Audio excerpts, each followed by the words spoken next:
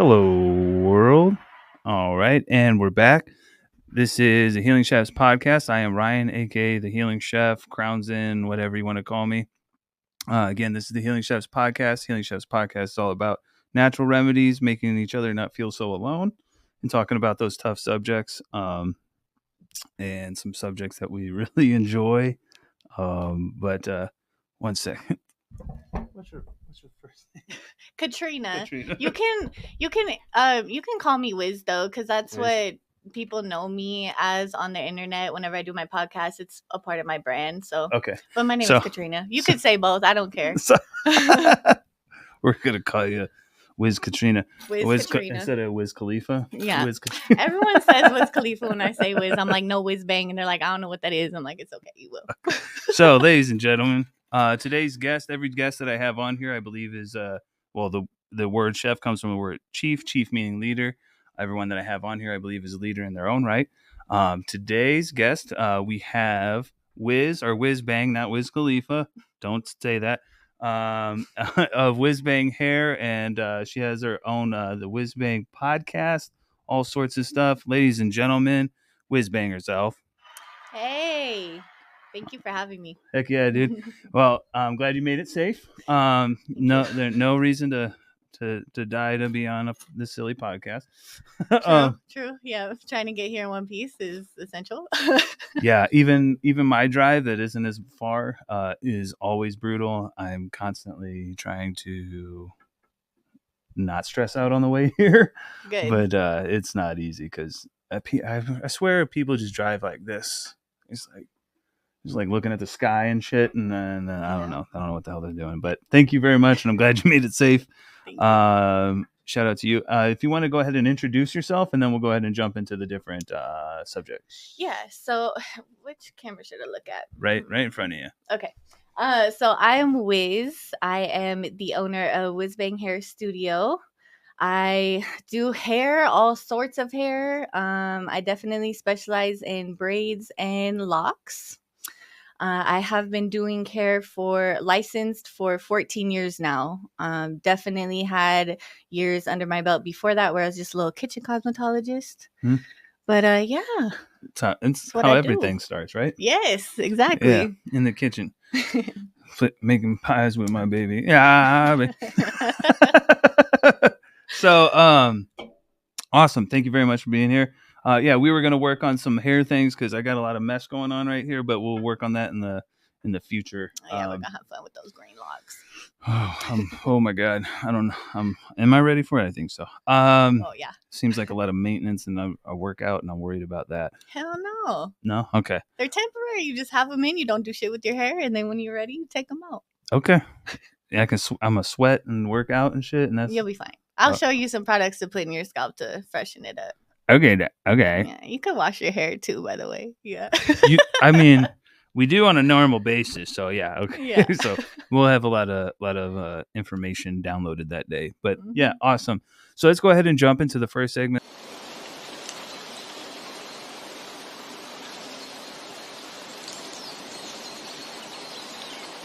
Cannabis journey is all about like how you found cannabis yourself, and then where you're at with it now. Like I said before, I started with brick, and then, but more so, what I'm trying to say is, I started, 13, trying to have fun and stuff like that, and then as I'm getting older, I'm using it more as a multi-tool for my anxiety, getting older, the pain, yeah, stuff like that. So if you wanted to enlighten us, like, how'd you find cannabis and where you're at with it now? So cannabis has always been around me with my family. My grandparents are potheads, and actually, like that, the smell of like Reggie, like old school weed, is definitely like nostalgic for me. For sure, it smells like my grandmama's house. Nice. And then me personally getting into it. Man, I remember I tried smoking it. I was about 16 because I had my first job. Got off work. It was Halloween. We went to the park and I took a hit. I was scared. I didn't inhale it right, so nothing happened. That's crazy. You're the second second episode today, and you're the second person to say the first time they spoke they didn't get high. Crazy. Oh, but the first time I actually got high though, I was like, fuck this shit. I was praying to God that I'd never do it again. I was like, I can feel my body like melting off my bones into the couch and shit. That's funny because first time I really got high by myself, I felt like my heart was coming out of my chest. Mm-hmm. I was like, this is what people like? Fuck that. I'm Yeah. like, oh my God, I got to do this a different way. Yeah. Yeah. Oh my God. Yeah. Yep. Flashback. Oh yeah, fuck that time. I was really praying to God, like, I promise I'll never do this shit again. Just please let me live. Please let me live. And it was funny because I was in high school. I was probably that second time I had tried it, I was like 17 at this point, and I'd have homies ask me like, hey Trina, do you smoke weed? I'm like, no, do you? What in the hell? Like, y'all crazy. And they're like, it's not that deep. Relax. It's not Yeah. that deep. And then I really got into smoking weed like every day. With a really good friend of mine, and took a little hit off of a bowl of Reggie. Started with Reggie. And then, just smoked more and more, built up my tolerance. And then it was just a part of my daily life for like the next decade. The next forever. Yeah. Yeah. That's kind of how I was 13. I found it and I was like, oh shit.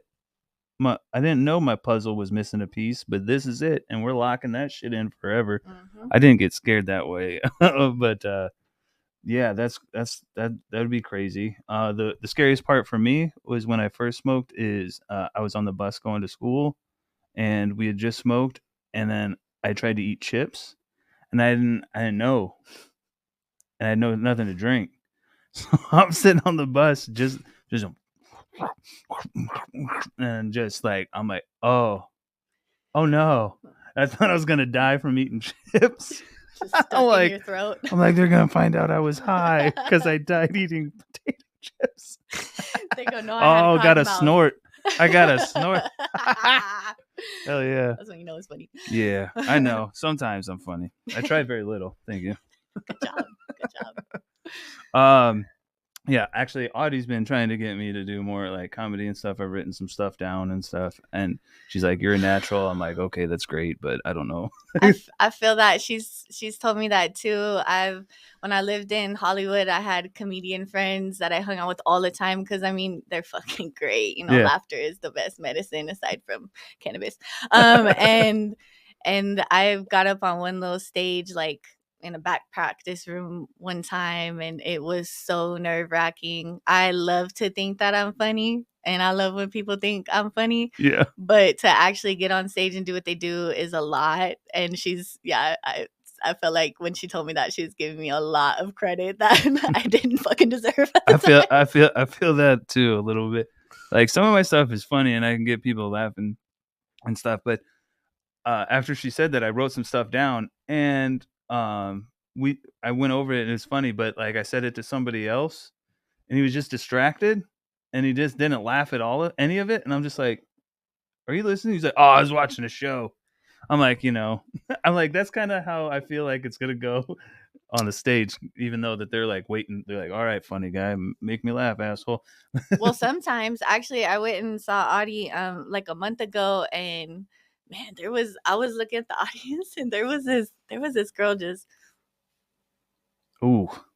I was like, oh shit, she doesn't want to laugh. She does not want to laugh. She didn't come here for that shit. Like she's there.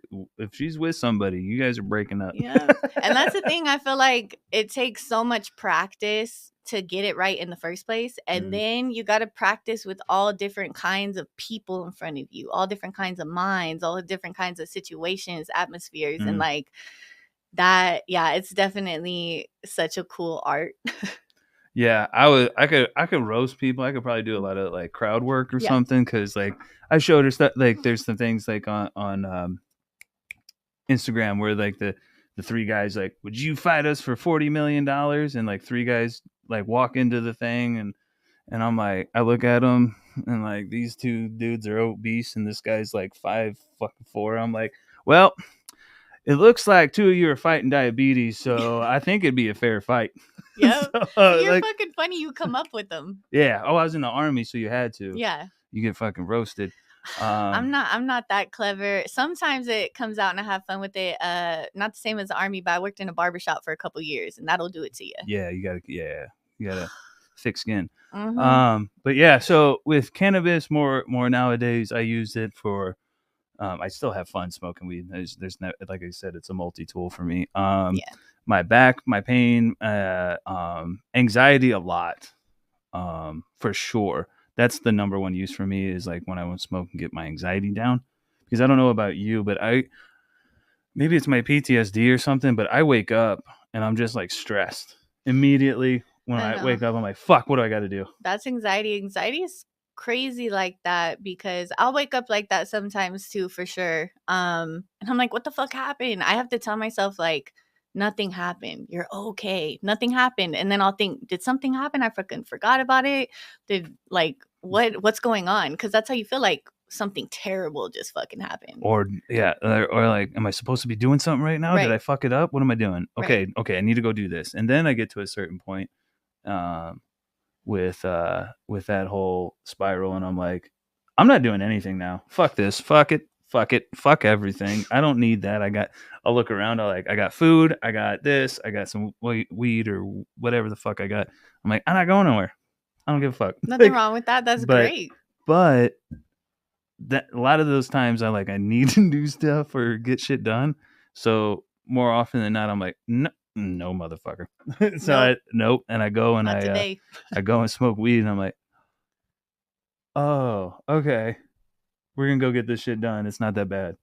Fuck. But yeah, I definitely wake up and smoke because I wake up definitely in that anxiety. You know what? That's what I noticed when I first started smoking weed. I feel like it's changed my life forever. It's altered my brain forever in the sense of it puts things in check for me on a realistic, logical level outside of the anxiety or depression. Mm. Like, you're tripping about this, but it's okay. You don't need to be worried about this at all. This is what matters, just kind of brings it to the forefront. So I totally feel that. I don't know if it's so much like that for me now though.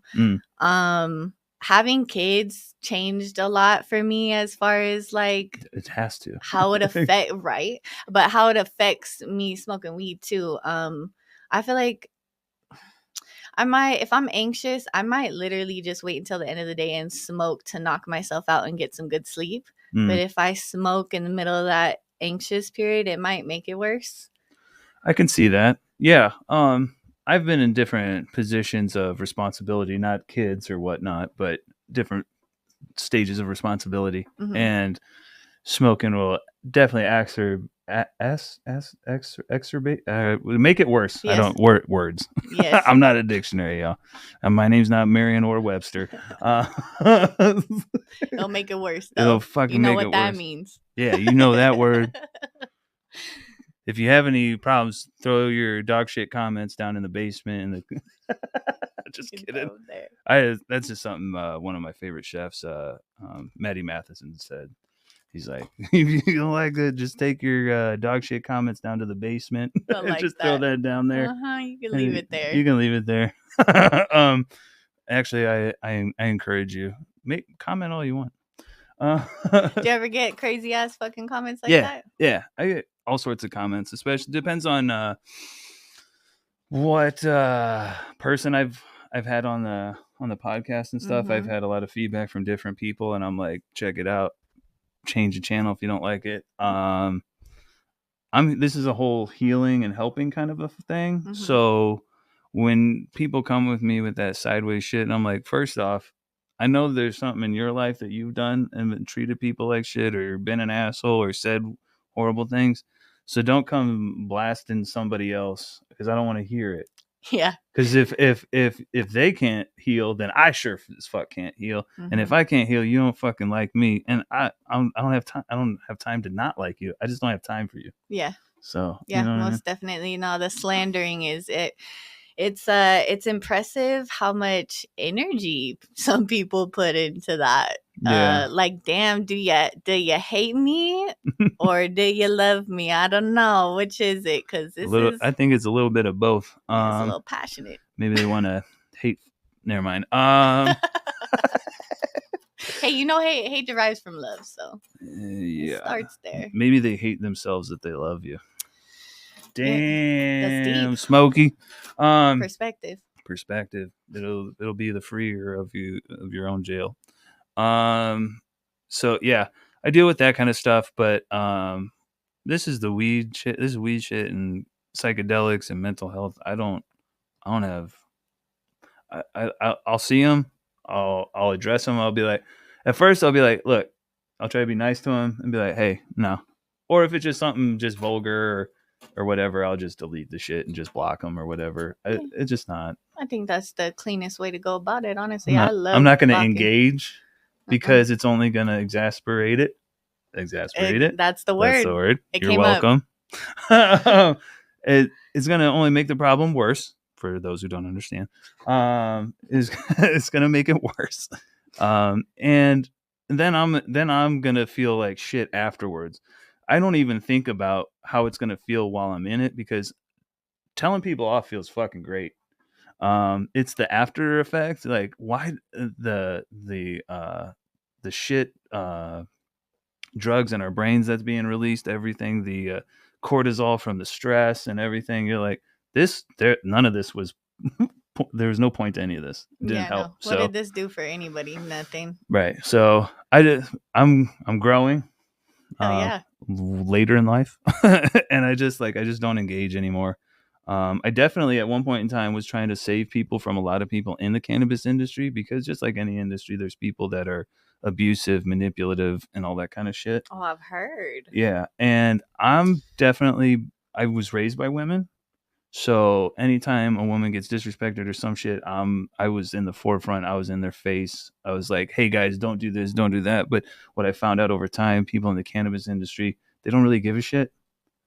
There's so many that just want to be seen just for like, and it's so weird. They want to just smoke weed and be cool for just smoking weed. You know what I mean? Like, and it's having not a lot of money. It's not illegal. You know who had money? Judas had money. Jesus Christ. I'm just saying, don't ever flaunt money in front of me because Judas had money and he sold out his people. So shut up. And then, but yeah, it's just like all this wild shit, and I'm like, I don't know, I don't have time for it. But like, I used to help people, but people just like, there's so many in this industry nowadays that like it's not illegal anymore. So smoking weed isn't like a personality thing. It's like I drink coffee. I'm not coffee. Yeah, exactly. Yeah, no, I mean it's medicine. And then watching all these people just like they literally go to the lounges and they want to hang out with people. Cool, totally get it. But I watch them and they're just like smoking back to back to back just to like show people I got this and do this. I have this and I can smoke so much of this. Like, bro, nobody cares. Just be you. Like one of the things Are you okay over there? Yeah. Smoke a few. Yeah. One of the things, and I'll smoke a lot. I'll smoke with them, but like I want to do something afterwards. I don't like, my whole thing isn't just the session.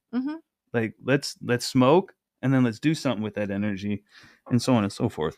And that's kind of why this is whole thing. But. Yeah. You know, I think some people, I mean, shit, including myself, hair has become like my entire personality. And I think that's something to do with my brain and the way it's set up. But create, bro. Yeah, create. But I think sometimes if someone gets a niche, and even if that's people seeing them a certain type of way, being cool, smoking weed, that becomes everything. And I think, you know, clout chasing. Yeah, I fuck money, but I think honestly it comes down to the motivations of most of the things that people do because of, you know, capitalism, the society we live in. We gotta survive. Yeah. And it's yeah, it sounds like if someone's getting into it like that, they're probably a little lost, and you know, they'll probably wake up one day, dude. They will. I mean, it's gonna be time. It's gonna be time. I just watch them all, and I'm like, man, you can see it. I'm like, I know that you guys love weed, but like, I know that like the world could be so much better if you just like actually did something with that energy instead of just smoking to like when I was younger, because I'm a man. I'm 40. Like it was kind of cool. It was kind of like a part of someone's personality. They'd be like, oh, that person smokes weed or something like that. Like Smokey. Yeah. Yeah. And and that was kind of cool and like and stuff like that, and that was kind of what. But nowadays everybody smokes weed. It's completely legal, Mm-hmm. and then people are like trying to be like, I'm such a stoner. We're like, yo, that time passed. That time is past. Yeah. Unless you're Wiz Khalifa or Snoop Dogg, no one really cares if you smoke a shit ton of weed. So maybe they're trying to brand it like that, but those people don't just have weed smoking under their belt, a part of their brand. It's a whole lot of shit, and they, you know, I mean, yeah, they do so much shit. They create music. They use that. They were also smoking big weed when it wasn't, and not everybody was doing that. Yeah. So I think probably timing had a lot to do with it too. Yeah, I don't know. Like the weed industry out here is changing. It's become so corporate. And I'm just watching so many different things. I'm a bud tender again, but smells good at work. I miss just having like pounds of weed in my lap. I miss that. But yeah, but not all money is good money, and not all weed is good weed. I don't care what you say. But I'll still smoke some bricks or something if I'm down on my luck or something. That Christmas I've never weed. seen it. I've never seen it for a long time, but I would smoke it. But I'm just saying, like, I don't know. Yeah, if someone said this is some Christmas weed, The I'd passion. smoke it today. Yeah, the passion in the industry is not as much as it used to be. It's definitely in Arizona has turned more to profit over patient or consumer. And I hope it changes because I plan on in the future having more of a craft brand that I'm going to bring. But it's taken it's going to take way longer than I imagined, but I'm working on it. What do you mean a craft brand? Of cannabis. Like, so you have craft beer, right? Oh, okay. And that's where all the cool shit's at because everyone they're having fun and stuff, but they're not making profit like Bud Light. There's two ways. When you get big, you can either stay craft and enjoy the little money that you're getting and the fun and the freedom that you have within your own brand, or you sell out to a bigger company and they make your shit, and then it's not as good anymore. It's not as good anymore. Yeah. When you mass produce things, it's just hard to keep that craft scale. So I plan on doing that eventually, and different stuff, and maybe some edibles and stuff, but getting licenses and growing and all sorts of different things. I got to get that all started, and it's a long process, especially starting from nothing. So hell yeah, it is. But we're gonna do it, and we do have a name of a brand already. It's from locals only. I like that. Yeah. So the initials are FLO, and if it's on the shelf and you don't know what to go with the flow. I like that. See, yeah, no, that's solid. You got that trademarked yet? No, but I got plenty. I got an IG page. I got all sorts of stuff. So I'll stamp it and show. I'll show out and make you look stupid if you try to steal my shit. Yeah, hell yeah.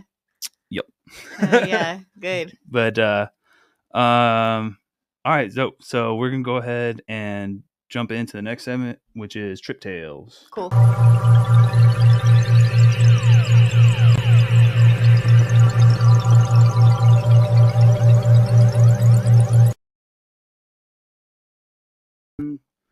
Cameras everywhere. Trip Tales is all about psychedelic news, experience, questions. If you have any, I trip at least once a week, and trip heavily. Well, I guess it's heavy for me.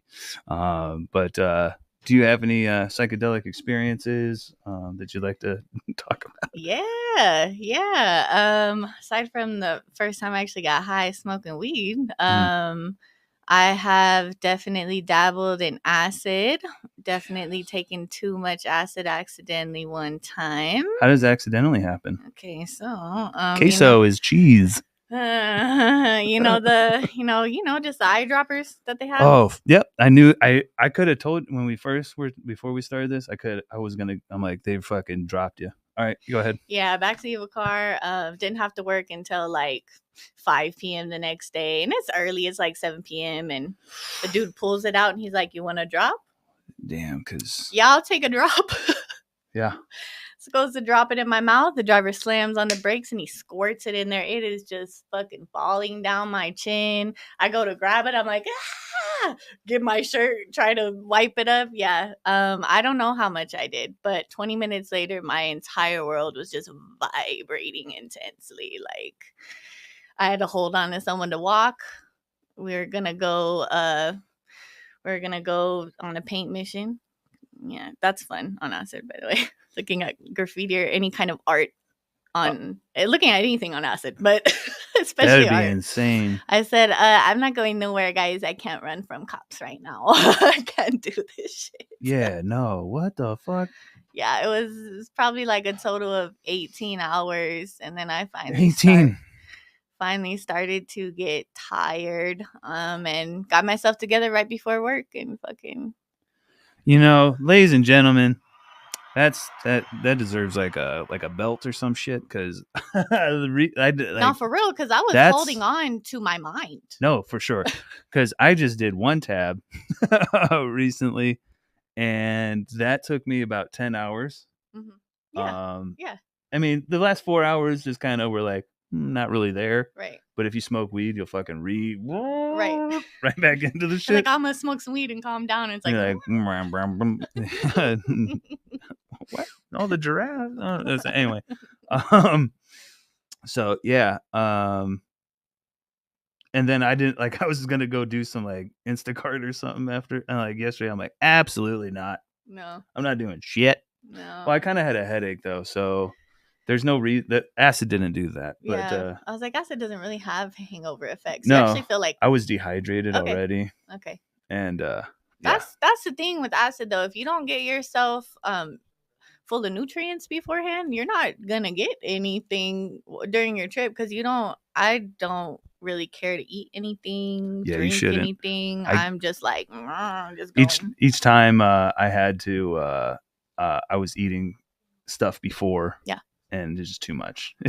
Oh, okay. Yeah. Okay. So but you did come down and you went to work? Yeah, got How myself was together. that? It was wavy. You know, like when you're still kind of you feel like you're floating down to earth still. Yeah. It was like that.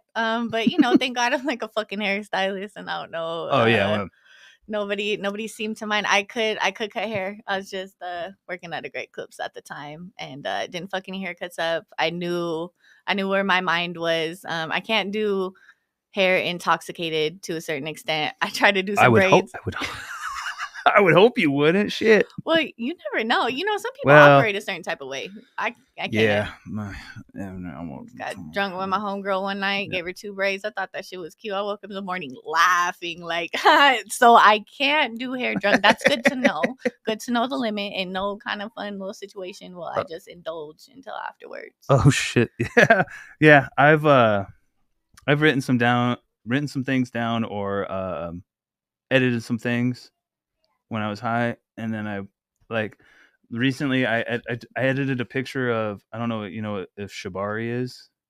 It's it's a Japanese form of the rope tying. Oh, okay, yes. And I took a picture which I thought was beautiful of this woman tied up, and it was like crazy. Hell yeah. And I made like some edits and stuff like that, and put some music to it, and I put it up there. I'm like, why am I putting this on the Healing Chef's page? Into it. Like, genius idea. This shit is immaculate. It needs to be seen. And I started to come down. I'm like, this is stupid. You got a bunch of CapCut fucking transfers and video effects on a still picture, bro. Stop. Yeah, it happens. It definitely happens. But yeah, I went to work and it was fine. Like I said, I felt a little wavy, like I was still floating back down to earth, but it was okay. Way better than the trip. The trip was intense. Did you see anything? Feeling? Because like a lot of people were like, I want to do psychedelics. I want to see shit, and I'm like, things don't just pop out of thin air. Yeah, they're not like you're not gonna all of a sudden see cartoons. No. What you're gonna see is shit change on you. You're gonna see people's true forms too. That shit's scary sometimes when you're like, oh shit, that is who you are, huh? Fuck, why don't I see this when I'm sober? It's like truth serum. That's what me and my homies used to call it. Yeah, it'll make you see through all the bullshit. Yeah, you'd be like, no. yeah. I saw some crazy shit. I was actually with I was with my kid's dad at the time before we had kids. And his friends, and they're all graffiti artists, and his friends are definitely like into drugs. Like they like to get fucked up. And the dude who gave me the acid, like we ended up leaving and then coming back like early in the morning, kicking it with them, and that dude was so fucked up on acid. I was like, is he gonna be okay? How much did he take? Like 6-7 hits, and that's just like what he likes to do, you know. That's what I mean by like they like to do drugs. Like they want to just get out their fucking mind, body, universe, whatever. And Jesus. I knew that, and that's not my thing. I'm not the person that wants to. I like to drink, but I'm not getting drunk to get so fucked up I black out or get out of control or even get sick. No, fuck all that. I don't want to do too many drugs. Like I don't want to do a lot of certain drugs. Actually, I really just like psychedelics, and Yeah. after this acid trip, I really just like plant medicine. Like, Yeah. that's the only type of psychedelics I'm willing to take, but they're into it. And man, we go back to his house. We went so after the parking lot situation, we were on our way to Home Depot to grab paint to go on a paint mission. We got to Home Depot, and I remember seeing on the GPS it was 20 minutes away. We get there and just shit's, like I said, vibrating intensely. And I went inside to use the restroom, and I was like, "Yeah, dude, I can't. We're not going anywhere." They're like, "We know, it's okay." And I think it's funny too. The dude who gave me the acid, as soon as it happened, I was like freaking out, and he immediately starts apologizing to my man, like over and over and over again, because he knows he could fuck me up forever with that shit. Yeah, for sure. So he's like, "I'm so sorry, dude. I'm so sorry." And then my man at the time, he's all chill. He's all, "Get ready, babe. You about to have a trip of a lifetime." And he was right. And he was just so chill the whole time. We like drew a lot, colored, just kicked it, smoked, whatever. He was all giving me milk. I'm like, this isn't gonna do anything. Why do people say it? Why do people have you drink milk? Like, I don't, I've never ever been told to drink milk, and I've never told anybody to drink milk. Maybe it was just a comforting thing. But I think I've heard it somewhere. Yeah, just drink this and go Mimi's. Yeah. No. There ain't no going Mimi's when you're tripping on acid, dog. Hell no. I think that shit's worse when you close your eyes. Yeah, he was just catering to me and making sure, because after Home Depot, we went back to his homie's house, and his homie, I guess, I don't know, they know I'm all fucked up. I'm about to be crazy fucked up for a long time. So they start to get fucked up. He takes a couple of like Sour Patch Kids that have acid on them out of his freezer in the foil, right? And he's like, "Look at what I found." And like, just has it in front of me, and like how I saw him was so scary to me. I'm like, "You are like a acid monster right now." Like, no, I don't want to. No, this is not fun to me. I did not want to get here. So I told my dude, I was like, "Yeah, I need to go home. Like, I need to go home. I need to be just by myself around you." Actually, not by myself, no, because I tried that at home. I was like, "I'm just gonna go lay down." I was like, "Nope, never mind." This sounds like the DMT trip that I had. Never mind. I don't need to just be there looking at shit by myself. I need someone to talk to me. I've been in that state before when I took DMT one time, and I just went back to my room and curled into a ball. Mm-hmm. Just closed my eyes. And I'm like, it's just a drug. It's going to be over. But everything still was going on. Yeah. And I'm just like, no. Like, just, I fought it and I'm stronger than this. I laid there. And finally, but yeah, fuck that. What ended up happening? Did you have people like there with you? No. Oh, fuck. I do all this shit raw dog by myself. Bro. Because I'm an idiot. No, that was the 2 times that I tried DMT, and I tried it by myself, and I'll never do that again. I want to try DMT, but I need to do it. Number 1, outside. Number 2, some other people there. And number 3, outside. Yeah. The 1 and 3 are the same thing, but it's so important because once, like when I was locked into an apartment, and this is something you guys need to watch out for, I literally felt like I was in a psych ward because I just looked at white walls, right? A white box. And I'm like, oh my God. Mm-hmm. And I felt like colors changing them. And I'm like, oh, no. So I felt like that a little bit on mushrooms one time, but I was actually in Sedona just at an Airbnb. And it was literally just a little box, right? And so I felt, I was like, Yeah, the box is freaking me out. But it was nighttime, it's dark. Better than like white walls. Holy fuck. Yeah. But my friend kept wanting to go outside and look at the stars, and I'm like, bro, we're in the desert. I want to look at the ground at nighttime. I don't want to look at the stars. Oh yeah, that's too much. Yeah, it's like scary to me. I don't know if something can like sneak up, slither up. No. It's in the middle of the I'd be desert? more scared that they're gonna come and get me and take me into space. Okay. They're No. like, I don't want to look up there because then they're gonna notice me, and then Well, and I was standing out there getting paranoid, not about anything in particular, but like, can the neighbors hear us? Can they see us? What's that light over there? Did you hear that? Did you hear that?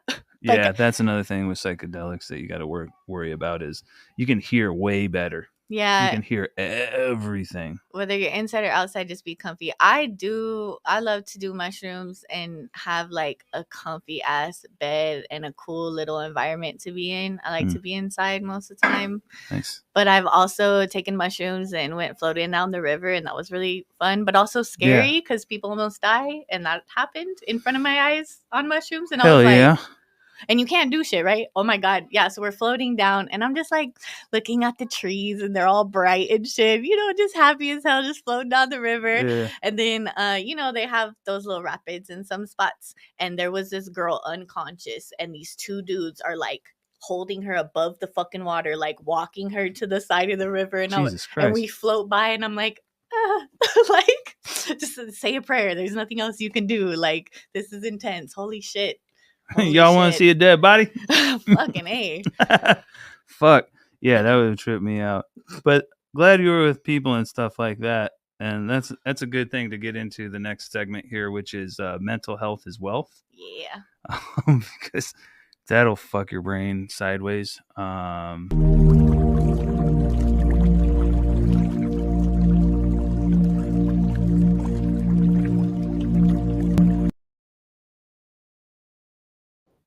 That's a big part of the psyche there. When you're tripping and stuff, you could easily put yourself in a mental state.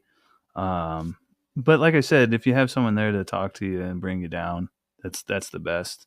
Oh yeah. Let them know, like, hey, this is where I'm going right now, and people can help turn it all around for you. Yeah. I feel like when you're I don't drink anymore, but when you're drunk and you're like spinning and stuff, and you put your foot, like you're laying on the bed and you put your foot down to keep the room from spinning. I feel like that's the person that you need. Yep. to be to stop you spinning, your brain from spinning. That's the person you need all the time in life. Just talking about mental health in general. Psychedelics, no psychedelics, mental disorders, non-mental disorders, just period. Everyone has one. Yeah. Hopefully you have one. I meant a disorder. Oh, okay. Hopefully you have a disorder, you mother. Yeah. Fucking weird motherfuckers. No, I love y'all. I have so many problems if you can't already know. Well, shit, and hopefully you got them, because it's really the people who got them who just think that there's nothing wrong with them, who are really fucking scary. Yeah. And hopefully they got someone in their life to show them a mirror and let them know what's up, and also just like support and love them along the way too. If not, you can always be someone's karma for the day. Yeah, true. That's a good point. Sometimes I am the Lord's sword. You're funny. This is my fucking purpose. Yeah, today I'm here to pay your karma in full. That's a real thing. Yeah, I'm coming for you. No, I'm just kidding. I ain't fucking. People always think so that's another thing with mental health that's really hard for us veterans and whatnot, is everyone thinks that we're ready to just fight and beat the shit. Like, we say and joke about a lot of different things, but we're probably the first to not fight. Mm-hmm. We're going to watch you guys do some dumb shit. And if we need to get involved, we'll get involved. But for the most part, ain't nobody going to just fucking fight nobody or beat nobody or anything like that. No. So y'all have a good perspective on the whole fighting thing on a bigger scale of fucking war. That and on top of that, that's a big thing. Yeah, the big thing is the feeling afterwards, like we were talking about earlier. It's not worth it. It's a bunch of pain and like regret, and it doesn't fix a fucking thing. Now, if you have to save yourself and protect yourself, that's different. But just like fighting over silly shit. I've had people try to pull up on you. I'll be like, just meet me here. And then they're like, I'm not driving there. Like, what are we doing? Just arguing. Just arguing. Yeah, All that's right, it. whatever. So yeah, in my older years, I don't even respond to that shit. I don't engage. But do you have any coping mechanisms that you can share that maybe you use on a daily basis? Yeah, Yeah, help like people fill up their toolbox in case they're going through shit. centering. So where are my feet at? Hmm. Count my fucking toes. Where am I at? Like what's around me? What color is everything? Cause my brain is fucking wild and it just goes off into different shit. And it's like, where are we at right now? Bring it back down. Bring it back I down. like that. I like that. Yeah. So just centering. And then I definitely go to therapy. I'm a huge fan of EMDR therapy. It's like trauma therapy through eye movement. So you know how your eyes move when you're in REM sleep? Mm. They've done studies to show that that's essentially you like programming your memories for whatever happened that day. And you know, especially when we're younger and our brain isn't developed yet. I know like the trauma that I'm working on right now, I'm like 4 and 5. So it's just some shit, some memories that I probably shouldn't have seen as a child and didn't understand. So my brain stuck it in the worst fucking spot, and it's just really negatively affected me the rest of my life. So to essentially EMDR therapy is going in and reprogramming those brains to where you just feel neutral about it, and you also have like insight of why it happened. And it's just this neutral. It's like neutralization. I totally like that because for myself, what turned my life around was ketamine. And Tell me about that. I don't so know I'm anything. I'm a veteran with PTSD. And real quick before we jump into the next thing, but it so I used to be a very reactive kind of a person, and not like too much aggressive, maybe aggressive in some points, but more reactive, just like defensive, very very defensive, and like trying to save everything. And like if you weren't listening to me, I was kind of snappy because that's the army shit. If you don't listen to me, we're gonna die. Yeah.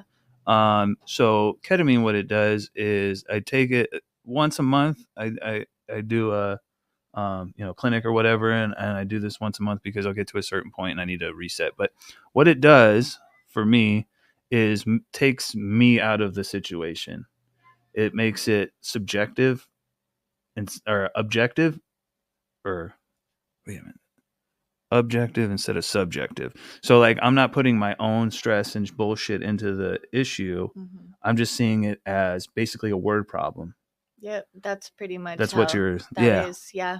So like the demon that used to protect me when I was younger and used to stand up and be like defensive and like fucking protect Ryan, I got to sit him down in the chair and be like, bro, I don't need you anymore. Thank you very much. You don't have to go away, but I don't need you anymore. Shit, those pieces of ourselves never go away. It's like a part of us. But yeah. That's accepting that my dark side as well as my light side.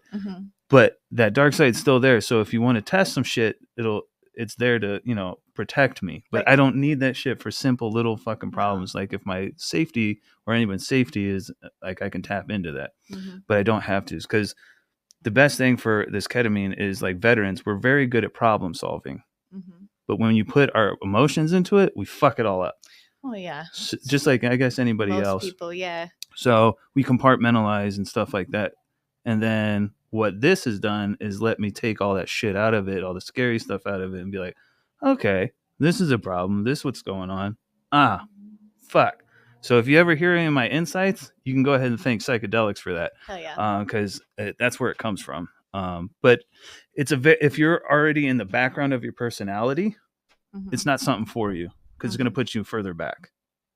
If you're a very scared, timid person and not able to express yourself, it's gonna make it worse. It's gonna make it That's worse. Fucking crazy. It's gonna make it worse, I believe. It's good to know. It's gonna scare you, and you're never gonna do it again, or you're just gonna be like a little bit further back. Because have you ever gone to the dentist? Have they ever put you to sleep? No. Not that I remember. Like I think when I got caps when I was little, but I don't remember that shit. Because what ketamine feels like is coming out of that. Oh shit! My daughter dissociative. Just cries. It's dissociative. Yeah, it's dissociative. It feels like you're almost not in control. Oh. But it puts you into your mind. That is trippy as Your fuck. vision kind of gets blurry and shit like that, and you're just gone. I wonder if But you can also be there and be like, the more you do it, you can kind of be more present and kind of handle it. is But there if you any do way to too, microdose that? I swear to God, yeah, I somebody mean, offered it to me at a party well, last I don't know about Halloween. any party Isn't because that anything in crazy? a powder form I don't trust anymore. But like, there's clinics and shit like that. Yeah, how do you do that? How do you do ketamine? We'll talk after this. Okay, cool. Oh, sorry. Well, I got questions. Tell me about it. Yeah, no, Nope. no 50. You don't get the answer. We go to clinics and we get it out of the air. We just like, there it is. Just breathe. Yeah. But no, it's not. It's an expensive treatment and all sorts of stuff. So it's not just something that you should be doing, like, I don't know, recreationally. My friend was like, "Don't do that." I'm like, I wasn't planning on it. I don't even know what the fuck that is. It's not even that bad. We'll talk. But awesome. So thank you for sharing that. Let's go ahead and jump into our last segment. A little.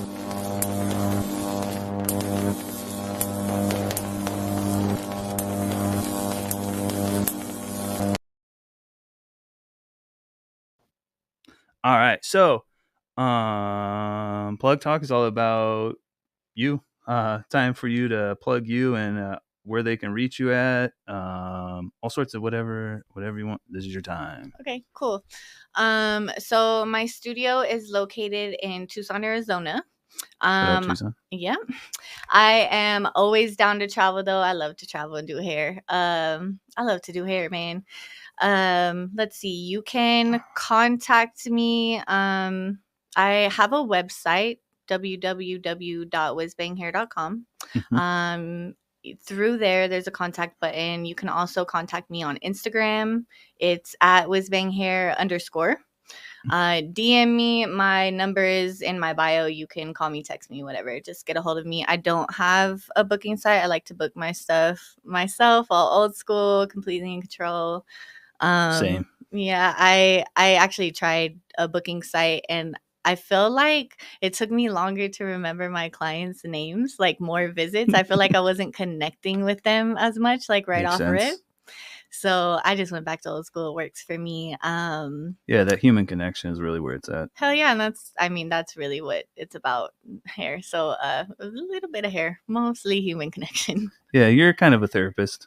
Yeah, kind of. I'm fucking crazy though. I'm not a licensed therapist. Therapists, Therapists have therapists too. Yeah. So. No, I'll check in on my therapist. Like, so how you doing? When's the last time you My therapist is having family issues, and she's moving from being a therapist. I'm like, oh, damn, did I do that? Oh damn! Like, did I? Oh damn! Did I ruin your life? That sucks. Not only that, but like if you really vibe with her and stuff, now you gotta find a new one. 3 times to the same place, but it's better than going to the VA. I'll tell you that. Okay, yeah. But yeah, I've heard about that. And then I have my podcast, Whiz Bang Babble, on YouTube. You can find me on YouTube at Whiz Bang Hair. 4 numbers. I don't even know what they are. YouTube just gave it to me. But Whiz Bang is WHIZ BANG. Yep. Whiz Bang. Whiz Bang. Google, search it. She's yeah, Google me. Yeah. I know people talk about me on Reddit and shit. I'm sure I'm on Reddit somewhere. There's a bunch of people that dislike me. It's actually a good thing though. Like I don't really care. I've got clients from Reddit, and I'm like, oh shit, people are talking about me. Okay, cool. You know what? Whether it's good or bad, people talking about you is never a bad thing. Love me or hate me, I'm in that mother room. In there. I'm living in your brain rent free, son. And you're mad as hell. But I appreciate you coming out. We're gonna do more. Maybe jump on your podcast. You're gonna do my hair. Hell yeah. I'm looking forward to that. And also, I don't know why I'm scared to get my hair done. I just feel like there's a lot of anxiety that comes with getting your hair done, especially working with a new stylist. So you are. Yeah, I just don't have much hair to like worry about, so I don't know what we're talking about. It's all good. I work with all different sorts of types of hair, man. There's so much hair in the back here, though. And that's the thing too. I definitely pride myself in being able to do everyone's hair. And if I can't do something to your hair, or I can't do your hair for whatever reason, I'll definitely point you in the right direction. Hell yeah. Hell yeah. Well, we're gonna work together a little bit more, especially with the dreads. Hell yeah. Looking forward to it. Do some locks. I've been wanting to babble. do the green ones for a while. Look like something out of the Matrix. Mhm. But hell yeah. Thank you very much for coming. Thank you for having me. This has been dope. Sorry we didn't have more time, but maybe eventually we'll get some more stuff going. But Hell yeah. thank you again. Shout out to you. Whiz Bang Hair on IG. Go check it out. Follow, like, subscribe, comment, be nice.